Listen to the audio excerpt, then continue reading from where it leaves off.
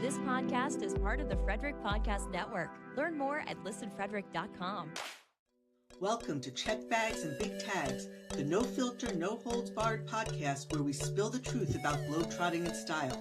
Buckle up, it's time to see the world differently. Welcome to Check Bags and Big Tags. I'm Ilisa Oman of One World Family Travel with Mouttet of Gallivant Luxury Travel. And summer is here. I'm in Maryland. Summer has finally arrived. It's like hot. It's like 90-some degrees. So Summer's here. Look at that curly summer hair. yeah, summer is here. So Must be the humidity. this is not the product of my humidity now. If I go outside, it could be a different story. So I'm just being curly Okay. inside here. So how you doing? I'm doing good. Getting a little bit busier now, thankfully. Yeah. So I'm happy for that. I reminded my networking group today, it's 6 months to the holidays. Just 6 months to the holidays. Start planning your holiday travel now. It got a big groan. Everyone's like, Right, summer just arrived. Shut up. Yeah. Well, it's true. We're halfway through the year pretty much. So Can it's you believe that? I can't believe it. But I'm happy to be busy. That's the main thing. So I'm working on quite a few different things. So it's nice Yeah, I to be can't that way. complain. Can't complain. So we've got lots of people traveling, which leads us to our first segment because business has picked up. Lots of people traveling. I do almost all Europe, and so I've got people going all over the place. And all of this tourism, which we can't complain about, and we love it, bring it on. It's becoming, for some cities around the world, it's becoming a problem. Yeah, very overwhelming depending on the city. Mm-hmm. And it's like a multi-pronged issue because you have the cruise ports is one aspect of it. Then you have the people who are doing land vacations is another aspect of it. You have overcrowding on the rivers for river cruises because there's just so many ships on the rivers now. You have people doing land vacations in one city, taking day trips to other cities. So they're just like the day travelers to certain places. And a lot of cities are seeing what's basically become over tourism. It's kind of like a double-edged sword. It's like a good problem to have because the money's coming into the economy, but at the same time, the it's quality of life for the residents exactly. decreases. It's Exactly. I don't So know how you balance it. right. So So, for example, so what? Barcelona is seeing 55 million annual visitors, and there are only 1.6 million residents in the city. yeah, Santorini has now, when we know how small Santorini is, right, and that's yeah, it. The number of cruise ships there are delivering over 15,000 cruise passengers a day to the island. it's insane. Mhm. Yep, I mean, I think the island, I'm just looking here, the island has just 15,000 permanent residents. So basically every day the population is doubling. yeah. Mhm. And let's do a little plug here for the Check Back Big Tags cruise to Greece. It's still on, people. And the good thing about when you cruise with Celestial is you get to stay late in port in Santorini till 10 o'clock at night. You actually get to see that sunset from the shore, not from your ship sailing away. You get to And overnight in Mykonos, so you get the overnight in Mykonos Mykonos, nightlife. you can party and then come back to the ship. So we got to put that little plug in there So for we Check still have Back's Big spaces Tags left. Cruise. So let us know if you're interested because we're talking about cruise ships delivering 15,000 passengers to Santorini. Our cruise is different because we're sailing on a Greek cruise line. We're getting more experience and more time in ports. We're going to some ports that other cruise ships don't go to. Go to, yep. So it's a more Milos, everybody. Put it Milos, on your can't wait bucket for list. Milos. Mhm. Yeah. So back to our topic, though. And it's not just Europe. Kyoto in Japan, that's the historic geisha district. They now require locals only hours. So there are hours in the city where they won't allow tourists anymore to kind of preserve the cultural practices there. It's becoming almost a crisis in some cities. Yeah. So Then you got Dubrovnik. I know they capped their cruise ships quite a while ago. But then they're also protecting and supporting their very vibrant local cruise market with their coastal cruises. So they're very protective of their ports and docks and all that stuff for that Right. aspect of their tourism. Machu Picchu, people just want to go to Machu Picchu. So And if you're someone that wants to go, and listen, if these places are on your bucket list, don't deny yourself. Go see these places. Just understand there's going to be a literal cost to you in some cases. Like Barcelona has a municipal tourist tax, and they've increased it to what, €5 per night. And tourist tax are common, and they always have been around Europe.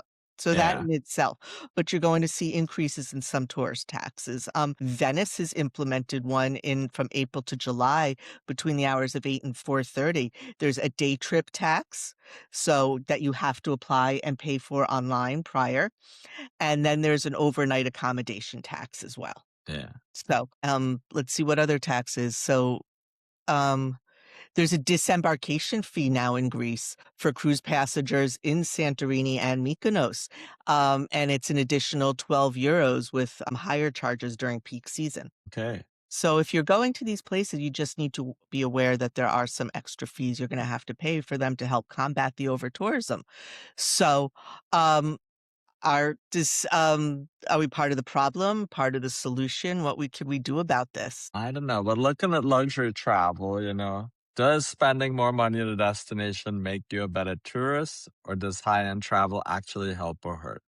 Honestly, my theory is whether or not you're a good tourist has literally nothing to do with what you're spending. Yeah. I It's a think it's mindset. how you're behaving and your Mhm. mindset when you get there, showing respect for the people, their culture, what their norms are, not going there and trying to encroach your culture and behaviors on the local culture. So do some reading and research before you go to these places so you kind of have a better idea of what your expectations should be and how to interact with people in their environment that you are lucky to be visiting. I mean, it's like we've said before, it's not, where you visit, and it's certainly not how much money you spend, but it's how you show up at these places. I know there are a lot of people that think if they spend a lot more money, they're better tourists, they're contributing more to the economy or something, but, attitude is everything. There's a lot of these programs now with many of the suppliers and stuff where you can give back to the community. I think we also got to be careful with that because that can be a little performative. And make sure that it really is benefiting the community when you're participating in these types of enrichment and do it as a local do programs, you know? Exactly, because honestly, the locals themselves are not tourist attractions, Yeah. so you need to be very, very careful Yeah. about that. So Don't be what taking people's pictures without asking them permission, whether they're on a public street or not. That I think is rude. Oh, absolutely, there's certain travel boards, people Yeah. do that all the time, and they all think they're the exceptional tourists, but at the same time, they're taking pictures of people. I So what guess can just because it's people been ingrained with us, like when we do a strip tour and stuff, don't take pictures if the clients aren't going to be in your picture. They always like exact kind of ingrained in us certain types of behaviors. If you're on a fam trip and you're at a all-inclusive resort, be careful and conscious of taking pictures. People are entitled to their privacy when they're on vacation, or exactly, like, we or know or in their life as they're living in their country that you are visiting. People are entitled to a sense of privacy, and I mean, people out there will say there's no expectation of privacy when you're in a public setting, and yeah, maybe that is true, but that doesn't make it right or moral or ethical. yeah. So just don't take pictures of other people for your amusement. Other people are not your amusement. And that's our soapbox moment for the day. Exactly. So, yeah, so we had to get a little So, sanctimonious. as a smart traveler, what can you do to help with this ongoing issue? Okay, so It used to be travel in the shoulder season, but the issue with that now is the shoulder season has become like a whole season on its own, everyone's right? discovered shoulder season. Yeah, Everyone is everywhere, discovering it. everybody knows about shoulder seasons now, so it's not this well-kept secret anymore. It's like peak seasons are now expanding into shoulder season. It still is less crowded, but at some point, it's going to turn, and it's not going to be. But at this point, you could try, or traveling in the off season because there's always something to do, always, it's always For Europe, like the next one, choose locally owned accommodations, restaurants, and guides over international chains. mhm, I try a lot to use boutique hotels and brands throughout Europe when I'm booking, and I almost exclusively kind of look for them. I try to steer my clients away from the big name branded hotels there because I feel like that hotel could be in any city in the world. exactly. And I want you to have a more authentic experience. And there's some beautiful boutique hotels in all these cities that are off brand. They're not part of a bigger network. Some of them may be like small luxury hotels of the world. Those different kind of ones are nice. They're like usually solid 4.5 to 5 star, You have but are more boutique a properties. lot of them are family owned. Yep. So we stayed at one in Munich, and it was a family owned one, Schiller 5, and the owner of it, he's in his 90s. I believe he's still alive. He was one of the very few people left that was liberated from Dachau. Wow. And he comes into the breakfast area every morning and talks to all the guests there and, about their vacations, what can they do for it's Yeah. just a lovely, wonderful experience, and we stayed in some amazing little local family-owned places like in Rothenburg in Germany, so I Yeah. always steer my clients towards places like that. I always try and use, like, tours by locals, small private tours. Mhm. And then just working with the DMCs in general, they try to keep their suppliers local. So, So but when we work with these destination management companies to plan and manage your trips, they tend to be a lot more focused on their local environment that they're operating in. um Go when you're traveling, go deeper, not wider, and what that means is when you're going to a location, spend more time in 1 or 2 locations in a country instead of trying to see the entire country in a week, Yeah. basically. Spend more time in fewer places. Yeah, that's my rule of thumb now, planning my FITs, not counting your travel days that bookend it. You need to be wherever you're going for 3 full days. Right. So that's how I kind of plan. Even if they want to jump around a bit, I'm like, you need 3 full days, not including the travel days on either end. And then you move on to your next destination and you have that travel day that doesn't count towards your 3 days in the next one. That's been good pacing for me for a lot of my clients. Same. So they can see a lot, but they're not feeling like they're constantly on the move. Like, So we gotta get out of this mindset, and I do understand it as an American, and we do have, so many fewer days of vacation overall than the rest of the world, so I do get it in some ways, but really need to get out of this mindset that we need to just check things off a bucket list, put pins in a map yeah, and say we've been there, because honestly, you're not gonna remember it. See fewer yeah. places on your trip and have a quality experience. Don't worry about those pins on the map so much. And then you could seek out alternative locations from the bigger, more popular cities. With Madrid, you could go to Segovia, you could go to Toledo. There's all these little cities around Madrid that are good for a 2, 3 night stay that just gives you a different vibe and atmosphere. And almost every we saw a lot of Italy, and there's different parts of Italy where they consider it like a mini Florence, and it's a whole city that people normally wouldn't visit. I try to throw these kind of activities into itineraries now because they always come wanting, like you said, to check off the box: Florence, Venice, Rome, Amalfi, and that's like the four that everybody wants to Right. do. But there are all these beautiful towns and small cities outside of these areas, there are equally places that you should want to visit, and they're not as touristed because they're not the spot, you know? But So, but again, if you really do desire to see the Venice, the Florence, the Barcelonas, whatever, then do go see them. Just be responsible about it and maybe look at alternative ways to visit, such as the shoulder, the off season, or, spending a little longer time in these places instead of just kind of blowing in and out? So, but don't deny yourself what you really truly want to see on your trip, yep, your vacation. exactly. And respect all the rules. The tourist taxes are not meant as punishment. They are not Yeah, trying to punish you for it, but they're kind of an investment to keep these places worth visiting. yep. So Mhm. don't complain about paying your tourism taxes. Yeah, just factor it into the cost of your trip and doing your budget. So that's kind of our soapbox in a lot of ways.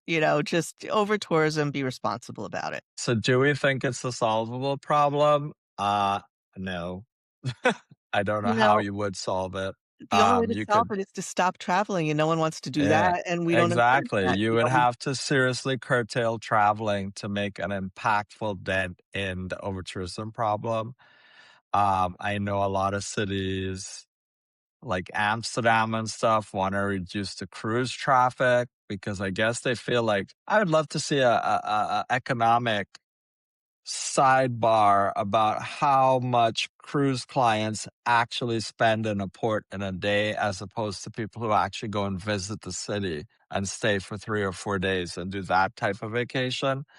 So maybe they feel like just the amount of tourists is not equating to the money they're making Right, because, when these tourists come into town, I mean, or what kind of businesses benefit. right. I'm an avid cruiser. I do love to cruise, Yeah, but I fully admit we go into port sometimes. I mean, we're not there all that long, so we're not spending a lot of money on a nice dinner. We yeah. have a tour plan, but we're not spending a lot of money in You're in the not really shop. shopping much. You're not We're not eating lunch. You're shopping. not stopping in a little cafe for coffee. Right. So it's not really filtering through the whole economy, especially when you're getting off the ship and going on a tour that's already pre-planned and prearranged for Exactly. you. Exactly. It's going to be a much more restrictive type of experience to if you just go there and spend 3 days in the city.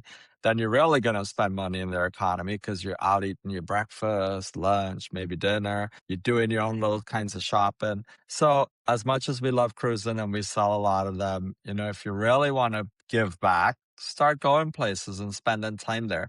But I know cruises give everybody the opportunity to see a lot in a short space of time and then unpack once Right. I mean, there's a and benefit to it yeah, all. Now, I know yeah, when I spend time in a place, I'm a champion shopper. I will yeah, drop money like you wouldn't believe on shopping, yeah, So, everything.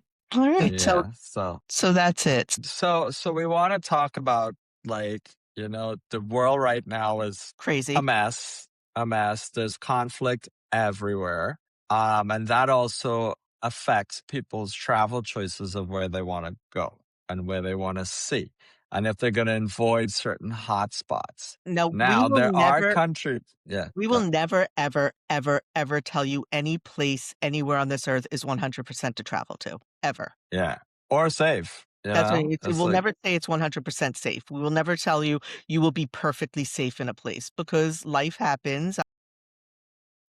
like Iceland's peaceful, but then they had that volcano that explodes Exactly. every So, now and then. but So, I mean, where we're going with this is the Institute, what is it called? The Institute for Economics and Peace has come out with its list, its 2026 list of its Global Peace Index, and it's where it lists all the nations in order of peacefulness. And so Iceland, for the 19th straight year, is considered the most peaceful place on earth to visit. I actually am planning a trip for people there. That's a hot place to visit. I'm getting a lot of Iceland yeah. requests. I did that Visit Iceland conference earlier this year, and it was really interesting to see what they have to offer there. I mean, Followed by New Zealand, Switzerland, Slovenia. I will be there on a cruise this summer, in August. Ireland, Austria, one of my favorite countries, Portugal, Singapore, Finland, and Japan. Those are the top. that gives you a lot of varying and differing types of places to visit in that list. So, I Mhm. mean, if you're really focused on where's peaceful, has a high quality standard of living, usually that equates to less crime, but as we said, nowhere can we tell you is completely safe. But right now, like Slovenia is hot. It's considered one of the most underrated countries at the top of the list. And I know I have a lot of clients who want to visit Slovenia. I'm almost sure I am correct about this. They have some of the cleanest water in Europe in their lakes and their rivers. Like it's drinkable quality from anywhere you are in the country. They're very environmentally focused on protecting their environment. And it's still one of those under touristed destinations. Right. But there's a lot to see and do there and a lot of unspoiled natural wonder to see. And It's bordered by Austria and Croatia, so it's a good combination. If you're not gonna spend your whole Yeah, trip in one of those countries, it's a good combination, but it's totally underrated. I mean, how often do people really think of Slovenia? They don't. yeah. Um, so that's number 4 on the most peaceful places list. So Mauritius jumped up to 18th, and Poland made the biggest climb on the list, rising 23 spots to number 22. Guess where the US is? Down in the doldrums, 134. Are US we is surprised? No, we're no. not. The World Cup has started and we're already having major issues with teams getting here, tourists getting denied their ESTA to enter, that know they have no problems on their record, thousands of dollars now up in the air because they can't come, lost hotel bookings. Hopefully they can sell their World Cup tickets. I read 90% of the Moroccan fans that applied for visas had their visas denied. Yeah. This is after they purchased their tickets because you had to purchase the Purchase your tickets. tickets before you could get the visa. Please. It's a scam. I'm It's sorry. There's a big scam going on with FIFA this year in this World Well, Cup. FIFA's the most corrupt organization on Yeah, earth. It is they it are. They it is are. We the most know that already, but now they have found their home for the maximum corruption at a World Cup. So World Cup in the US. But anyway, again, another soapbox moment sorry. because you see in the news, you can't deny it. Like a referee got denied, right? They kicked 15 people off the Iranian team, their support staff. They're That having to stay in coaches and the Tijuana staff, and fly into their matches every day in the US and are not allowed to stay. They have to keep going back and forth.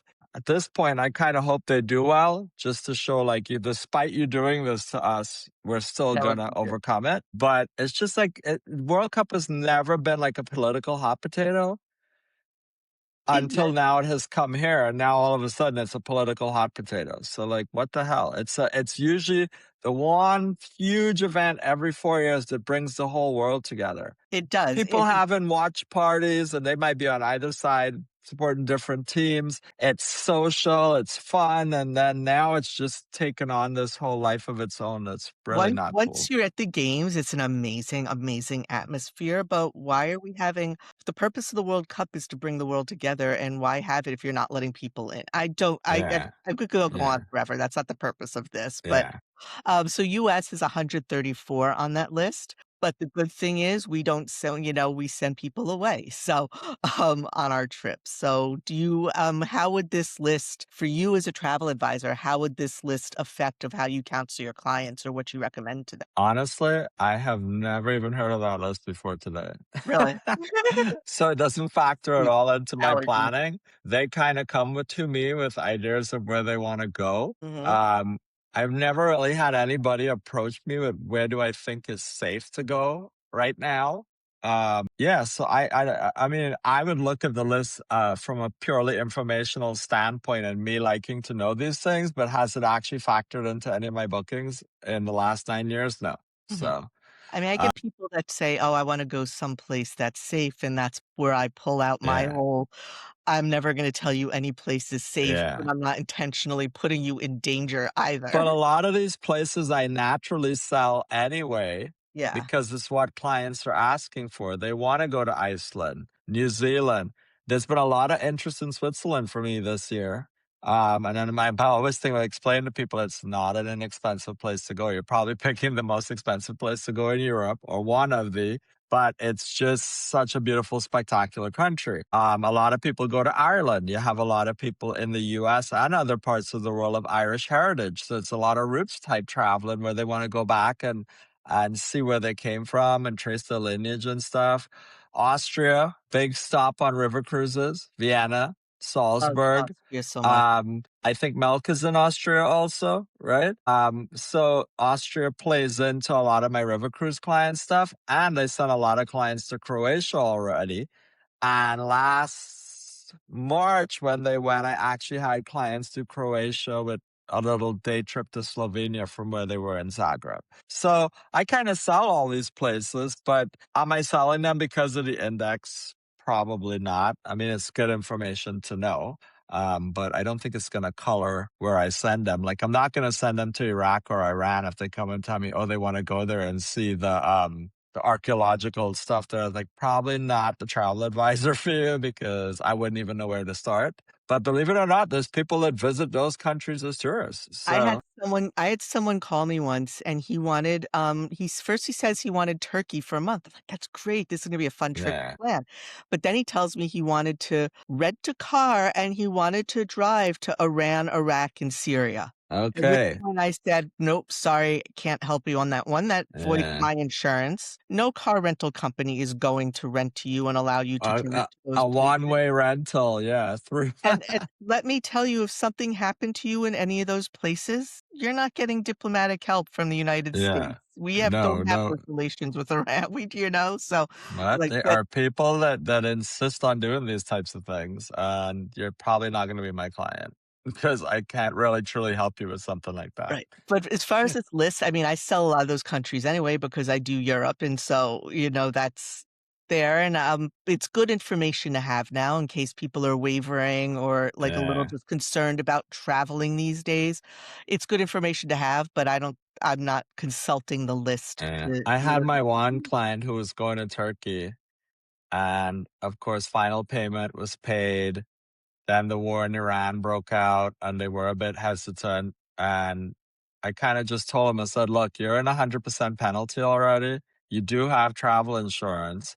And then I spoke to the supplier and they're like, look, if things really kick off to that point, we are not going to let your clients come here if we feel they're going to be in danger. He ended up going and he had such a great time on his vacation. He's like, He's it an really was amazing a person. fantastic experience. So, Turkey's fabulous, so so it's you gotta be cautious, but don't be timid to the point of you're not living your life, you know? right, Caution's always right. good, but don't be a scaredy cat. There's stuff out there to do and see, and the world's a big place. So, Exactly, and there's a lot to see and, just do it.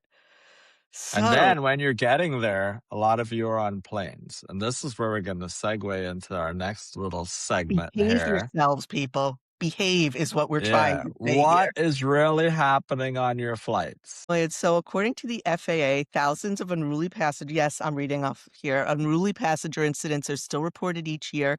And back in 2024, there were over 22,000 cases of unruly passengers reported. So, and that's like double what they were before the pandemic in 2020. Yeah. And then flight attendants, 85% of flight attendants have dealt with disruptive passengers, with crews reporting everything from verbal abuse to passengers ignoring safety instructions or becoming aggressive mid flight. What is wrong with you people? You're going on vacation. I Stop. know.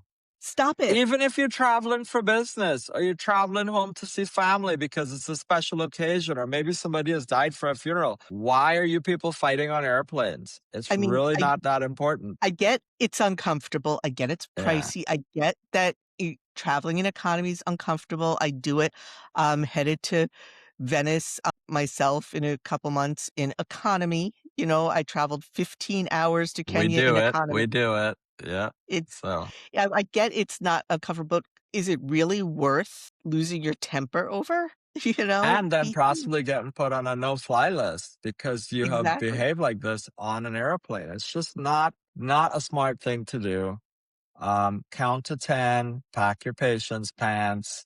I think for me, I think they should breathalyze everybody before they walk on a plane. Maybe that will help some of it because in a lot of these cases, the people are even inebriated or on some kind of drugs. So to me, if it really gets to the point where they can't control it, I would love to see the statistics on how many of these people that are getting into these altercations are inebriated because there seems to be a large percentage of them when you see these videos online. But if you're behaving like that normally without a little boost from some other substance, then maybe you should be in a mental institution Maybe you because you need should to not be a out in the little. public.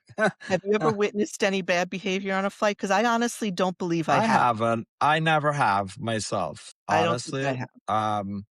Have I had? No. And I've Yeah, I traveled a lot. I'm far and wide, and I can't say I've ever had to experience that, thankfully. But yeah, it's like, no, I'm not fighting. See, so for me, even in economy, I'm booking my main cabin extra or extra legroom seat. All the airlines are being really good now about keeping the bins above those open for the people who are actually paying for those seats.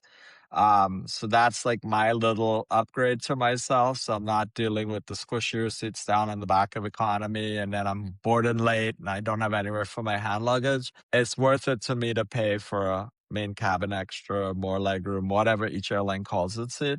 And that takes away some stress from me. You board in an earlier group. You know you're gonna have the locker over you open up for your stuff. Like, yeah. So I think we need a segment, though, of travelers behaving badly. I think we need yeah. to start a segment because, all right, police in the Bahamas arrested 5 cruise ship passengers from the US after a brawl. Now, these were Carnival passengers. I don't sell Carnival. Don't Yeah. come to me asking for Carnival because you're not getting it. But they were on a They're Carnival cruise. brawling on Royal Caribbean now too, though. I So now know, the but Royal Caribbean has the shorter cruises out of Miami, Fort Lauderdale, and even Cape Canaveral. Shorter cruises, lower price point. You tend to have people on there that maybe are new to travel, maybe are new to cruising, maybe just scraped it together. They go on their 3 and 4 night cruise and they're wanting to get the max out of what they spent their money on. It's a different attitude I traveler mean, to somebody who cruises often doing 7, 8, 9 night cruises, you so know? So So this happened Monday night, and they were in port, and it was 3 women and 2 men, and again, I'm reading this article. They became involved in a fight involving several passengers in Nassau and police officers. They said, they were they taking. injured the police officers at the Yes, police station. They kept yes. brawling in the police station. One woman was accused of throwing a chair through a glass door and shattering it. One man was accused of kicking out the remaining glass and trying to escape. 4 officers were injured. Again, people, you're on vacation. Will you stop it? Stop it. Yeah. Be blessed. Feel grateful and blessed that you could take this trip. But it's not just passengers. I mean, stuff like this. But I swear to God, we need a segment, travelers behaving badly. A couple weeks ago, I saw a woman swimming in the Trevi Fountain in Rome. Yeah. Just paddling along, like, and she, like, was, like, just, They just like, went through all this work and restoration and everything to open it back up. Your trifling ass is going to go swimming in the Trevi and Fountain. then she's Like, just, kicking around, and then the officers are calling her back, and she takes her time getting back, and she gets out like there was nothing wrong. I'm like, what? I guess she was hot and she needed to get cooled down. Oh my God! So It's like, lady, buy a fan. There's this is going to be all these nice electronic ones on Amazon you could use to keep cool. So this is going to be our new segment now. Travelers behaving badly, because apparently it's happening every week. Stop it! Yeah. Stop it! Behave Yeah. yourselves, people. God. And as we're on the topic of being on planes, people behaving badly, this is a topic I see pop up on online forums, Facebook groups, posts, memes, multiple times. Do you switch seats if someone asks you? And my hard answer is no. No, I don't. And the reason being, I planned ahead. I paid for my seat. I made my arrangements. You chose to not do what you needed to do. You are not going to benefit from my planning and what I did for myself. I'm a Exactly. hard no on it. No, You I'm a know? hard no. Don't give me your sob story. You want your whole family to sit together. You want to sit Yeah, next to my your child, kid. elderly mother, spouse needs to sit with me. Does that change the answer? No, it's No, still no. well, half the time Right? they're like, my child needs to sit with me, and the kid's like 15, but so no, that doesn't. And I've gotten on planes and people have been sitting in my seat, and I Yeah. tell them, You need to "Of course move. I am. Move. Yeah. That's my seat." And You then know, they kind of look at you and said, let me see your boarding pass, doing the work of the flight attendant. Your seat is 3 rows behind. mm-hmm. Now You get know, out of mine. like So no, I I don't. almost always sit in an aisle seat because I need to. One, I Yeah. go to the bathroom a lot on a plane. Sorry, and I also like to stretch out my knees. So there's a reason I have picked an aisle seat. So get out of my aisle seat, okay? Yeah, exactly. And I like the window because I like to have the window open. That's another hot topic. If you're the one sitting by the window, people, I'm the one that controls the window shade. Yep. Right? Now, if you ask me politely, during the flight. And usually I do end up closing it at some point because I'm viewing stuff on my iPad and stuff, and it's just easier to see it. But I'll turn in the lighting on the iPad all the way up. So, but I'm telling you, when you're landing, when you're taking off and landing, when I'm flying over part of it, I could see on the map. Like I love when you fly over the Bahamas into Miami and Fort Lauderdale. I love looking out the windows, and I have a million stupid pictures of all the blue water and the sand and all that stuff. Mhm. My window's gonna be open when I want to open it. Yeah. So I like the approach. I like to see the approach. I like to see, like, when I was going to Hawaii, I opened that window. yeah, I wanted to see approaching the islands, yeah. 'cause You want to see I like Diamond to, Head as you're flying into Honolulu. you know. Hello, All right, you so know. on that note, so if you're in the middle seat, who gets the armrests? Person on the middle seat. I always tend to lean a little bit to the side if there is somebody in the middle, Uh-huh. and I give them the armrest because nobody wants the middle seat. For me, I'll give them the armrest, but don't assume it, So and then don't unfold into my seat. mhm. Like I'm giving you the armrest, stay within the boundaries of the armrest. Okay, and men, stop the man spreading. Stop Yeah. it. All right, we women, we don't want your legs in our We seat. flew back from Kenya when I did that trip to Kenya years ago. Going to Kenya, we had an aisle and a window. The middle seat remained empty for the flight. Amazing. Coming back from Kenya now to JFK, the flight was completely sold out. So my friend was on the end. I had the window again. And then Man Spreader came and sat down and just spread his legs for the whole 15-hour I'm flight I'm and his kicking arms and you. everything. If you Right? won't close them, I'm kicking you the whole time because I'm sorry, your junk's not that big. So, Yeah. close it up there, people. Okay? Yeah, close it up. Close it up.